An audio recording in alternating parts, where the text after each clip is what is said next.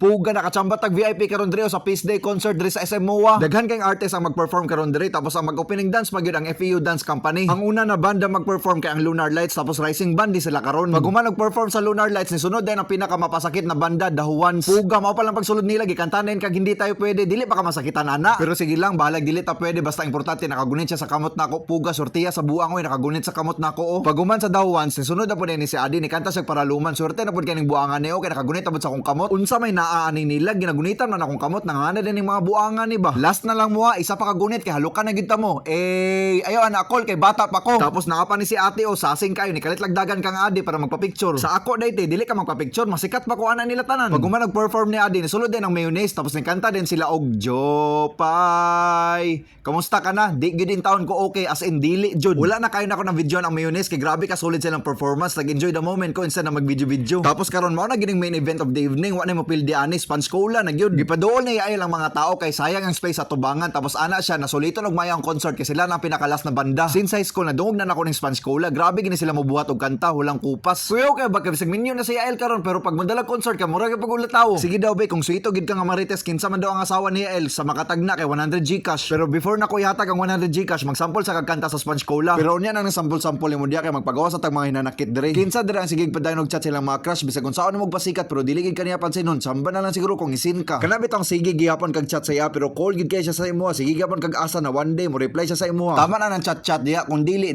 naray mo abot nga tao nga deserving para nimo. Ayaw na sige asa-asa diya kay wala kay makuha ana may pagmanarbaho ka makakwarta pa ka. Pasagdi na sila oy focus lang sa imong sarili, build your empire and love will just come along the way. Ayaw sige asa nga murag si Jorah Di Andal na pila ka years sige asa kang Daenerys nga i-love siya pero in the end wa gid siya pag-asa. Yes, Game of Thrones reference. Adik magud Game of Thrones si Yael gingnan pa man ganan niya mga guard diri sa concert na mura sila og katong soldier sa King's Landing motindog. Pero sa kidapawan kung moadto ka sa King's Land lahi man ang motindog mga legend lang nakakaalam nito. Wa pa kag adto King's Land no, mao na very demure magud ka na introvert lag-lag pud lagi para ma-explore nimo ang mundo. Sa sige na mo kulong diya sa balay igno na kay kapag abot sa real world mo na gamay lang na mistake or gamay lang na pasakit mura na kag mamatay. Napansin ako sa generation karon no, OA na kayo gamay lang ganay na pagkakamali mura nag end of the world. Ayaw mo kadlok magkamali, go make mistakes because through our mistakes we become a better person. Tanan successful na tao sa buong mundo ikapila na sila nagkamali, ikapila na sila nagfail, ikapila na sila na reject bago sila naging successful. Don't be afraid to fail, be afraid not to try. Kaya go lang nang go para makita nimo kung hantod asa ka tama na aning kinabuhi. Timan perme na kay sarata mabuhi diri sa kalibutan, way replay aning kinabuhi mao nang samtang buhi pa ta buhata unsa imong gusto buhata para ma-enjoy nimo imong kinabuhi. Mao nang pag nakay crush ay napaligoy-ligoy, iamin din sa iyang tinuod na gusto kay nimo siya, balag nag-fail ka at least naamin nimo sa iya ha.